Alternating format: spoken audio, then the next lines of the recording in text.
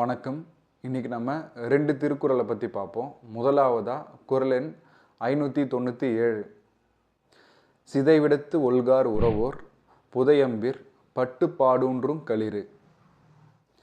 இந்த திருக்குறளில் திருவள்ளுவர் என்ன சொல்லியிருக்காருன்னா, எப்படி ஒரு போர் யானை அது மேலே வந்து விழுற அம்புகள்லாம் பார்த்து பயந்துடாமல் முன்னாடி போய் போர் செய்யுமோ, அதே மாதிரி மன வலிமை கொண்டவர்களும் தன்னை நோக்கி வர பிரச்சனைகளை பார்த்து அவங்க பயந்துடாமல் அவங்க இலக்கை நோக்கி போய்கிட்டே இருப்பாங்க அப்படின்னு சொல்கிறாரு.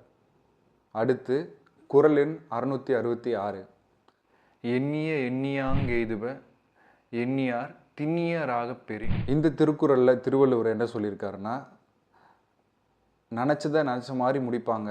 யார் அதுனா, நம்ம நினச்ச விஷயத்தில் ரொம்ப திடமாக இருக்கிறவங்களும் மன உறுதி கொண்டவர்களும். அதனால் நம்ம நினச்ச விஷயத்தில் குழப்பம் எதுவும் இல்லாமல் நம்மளுக்கு வர பிரச்சனைகளை பார்த்து நம்ம பயப்படாமல் ஒரு போரியான மாதிரி முன்னாடி நம்ம போயிட்டு நம்ம கடமையை செஞ்சுட்டே போயிட்டு இருந்தோம்னா நமக்கு கண்டிப்பாக வெற்றி கிடைக்கும். உங்கள் இலக்கை நீங்கள் கண்டிப்பாக அடைவீங்க.